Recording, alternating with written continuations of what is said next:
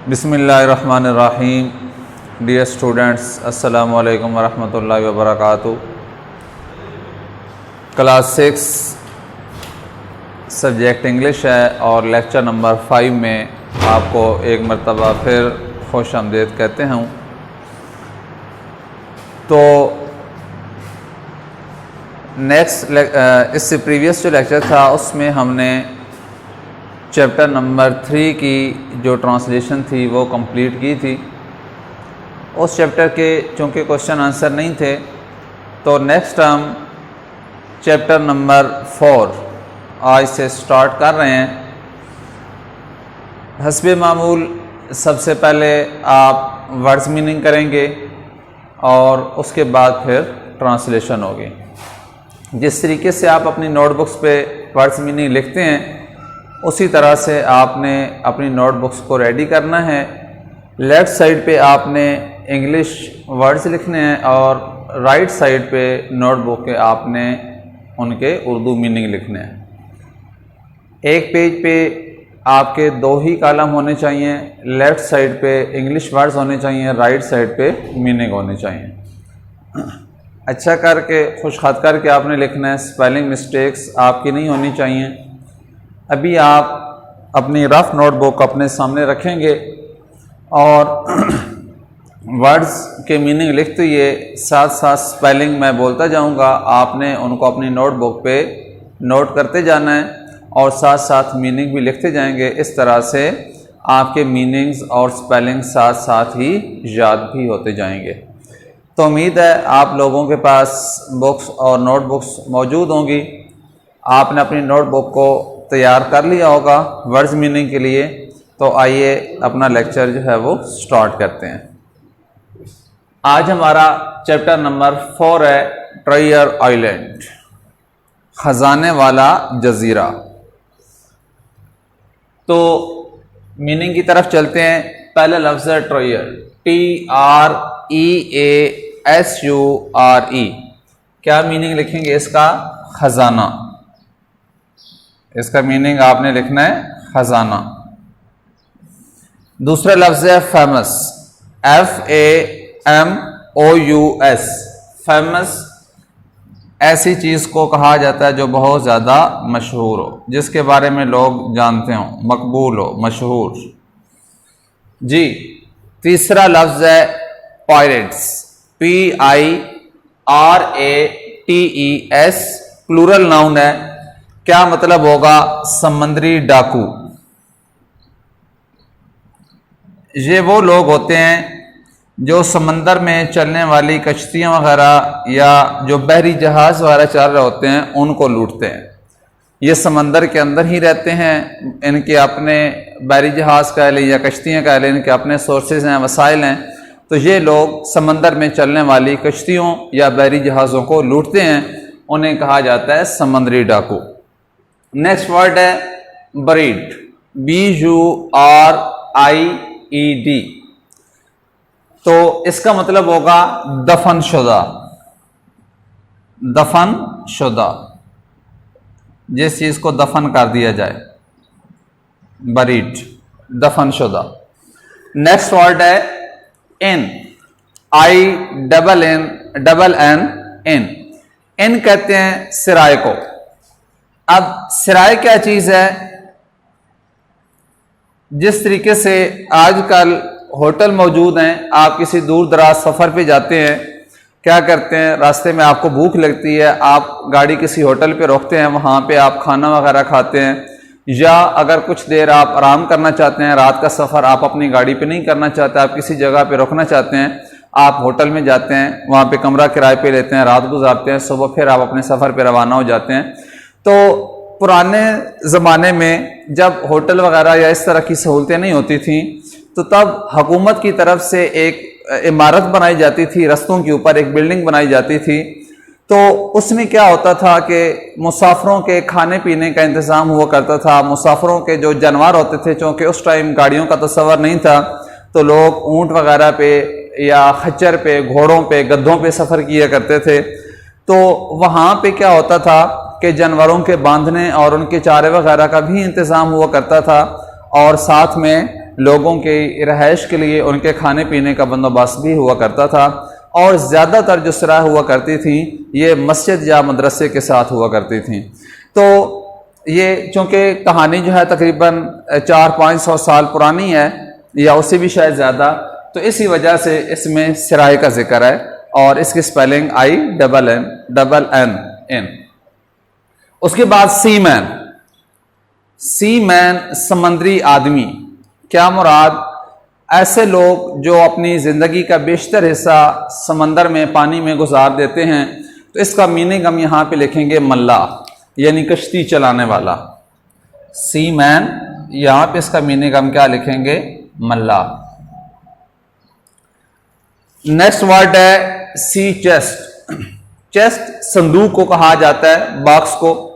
तो यहाँ पे सी चेस्ट मीन समंदरी संदूक, SEAC, और दूसरा लफ्ज है CHEST, चेस्ट, समंदरी संदूक।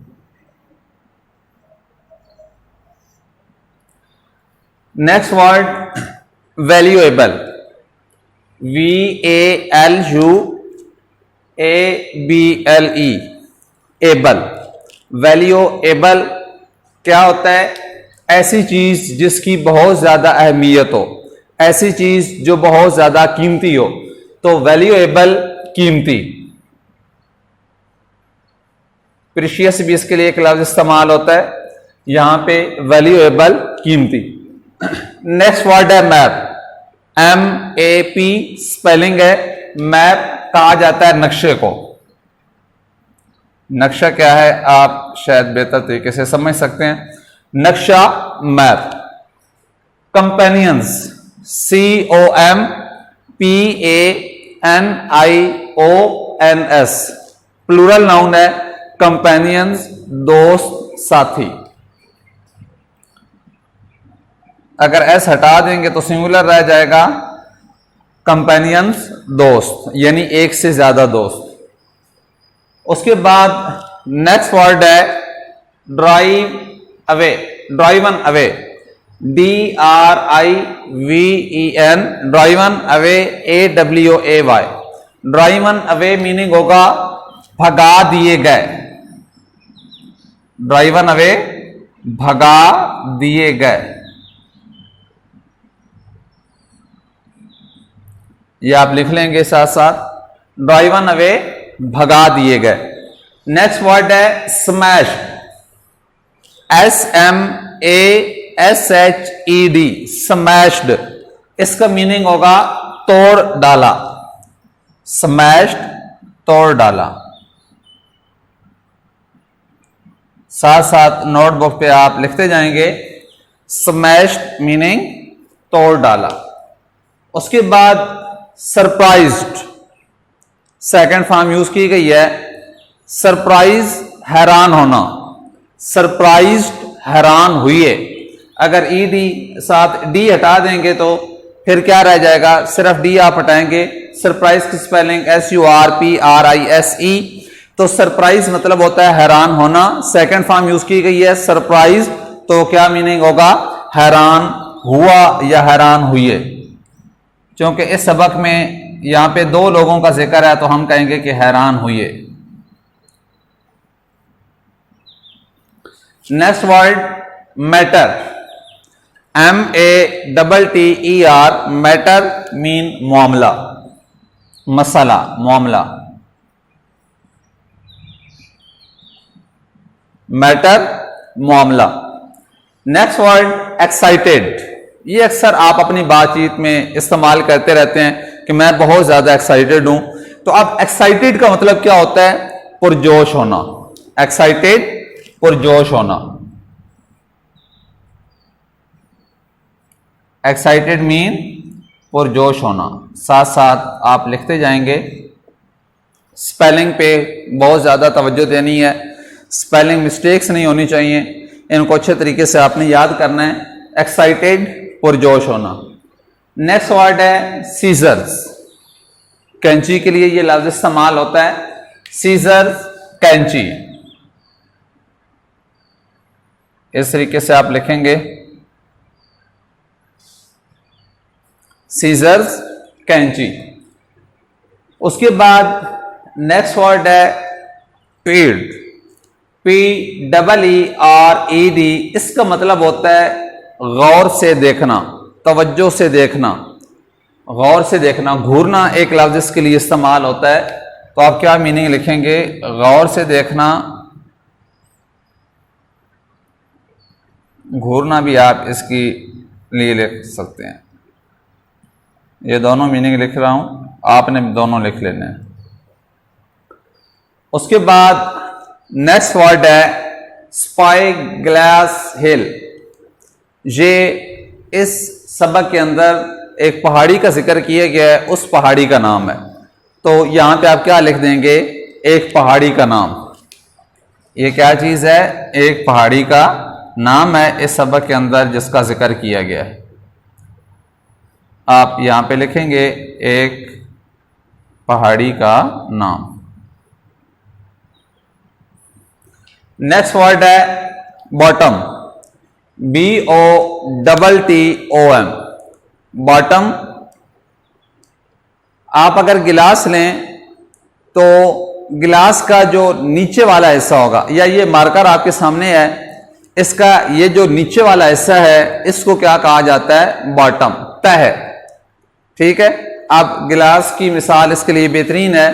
तो गिलास में सबसे जो गिलास का निचला हिस्सा है, नीचे वाला हिस्सा है, उसे क्या कहा जाता है? बॉटम, यानी कि तह, निचला हिस्सा। आप दोनों मीनिंग इसके लिख सकते हैं, बॉटम निचला हिस्सा,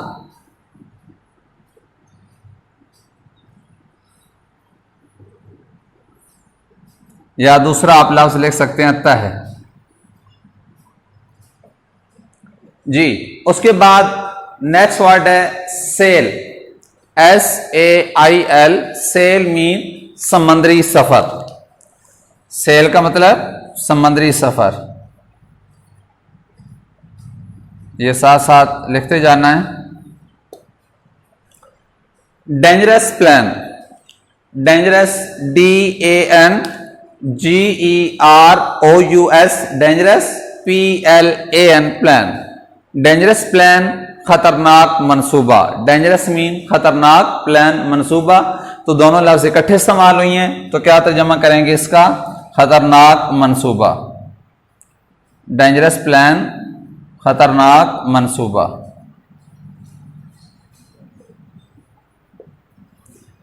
next word secret, SECRET। Secret, राज। क्या आएगा? सीक्रेट, राज। और लास्ट वर्ड है केयरफुल। केयर मीन एहतियात, केयरफुल मोहतात, एहतियात करने वाला। तो यहां पे क्या होगा? केयरफुल मोहतात।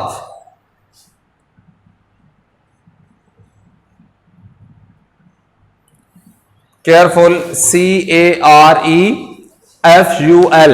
डबल एल इसमें इस्तेमाल नहीं होता, FUL सिंगल एल इस्तेमाल होगा। तो इसका मीनिंग बनेगा मोहतात, यानी एहतियात करने वाला। तो ये आपके चैप्टर नंबर 4 के वर्ड्स मीनिंग थे।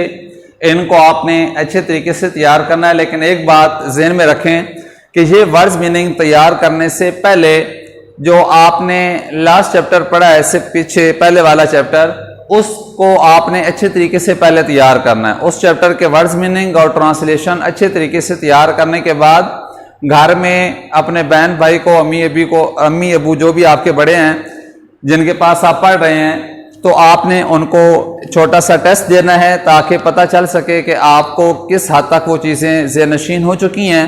उसके बाद आपने क्या करना है कि ये चैप्टर नंबर 4 है, इसके वर्ड्स मीनिंग अभी जो आपने नोट किए हैं, समझे हैं, साथ साथ आपने लिखे होंगे, तो इनको आपने उसी तरीके से तैयार करना है जिस तरीके से आपने चैप्टर नंबर 3 के वर्ड्स मीनिंग को तैयार किया था। स्पेलिंग भी साथ में आपने याद करने होंगे, उनके मीनिंग भी आपने याद करने होंगे।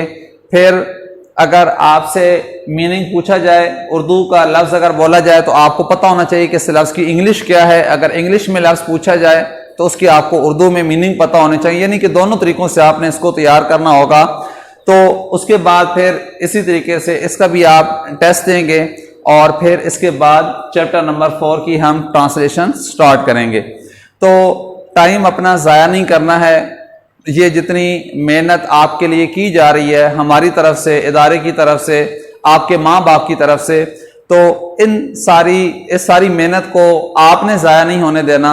आपने अपना वक्त ज़ाया नहीं करना, इस मेहनत को ज़ाया नहीं करना, और आपने जो चीज़ यहाँ पे सिखाई जाती है, पढ़ाई जाती है, जो भी जिस सब्जेक्ट का भी लेक्चर दिया जाता है उसको आप तवज्जो से सुना करें, उसको समझा करें। कोई भी बात अगर आपको समझ नहीं आती तो आप वीडियो के नीचे कमेंट करके टीचर से वो बात पूछ सकते हैं। कोई भी सवाल जो आपके जहन में आता है वो आप बिला झिझक पूछ सकते हैं, आपको आपके सवाल का तसल्ली बख्श जवाब इंशाल्लाह दिया जाएगा। तो मिलते हैं इंशाल्लाह नेक्स्ट लेक्चर में, जिसमें हम इसी चैप्टर की ट्रांसलेशन स्टार्ट करेंगे। तब तक के लिए अल्लाह ताला आपका हामी नासिर हो। अल्लाह हाफिज़।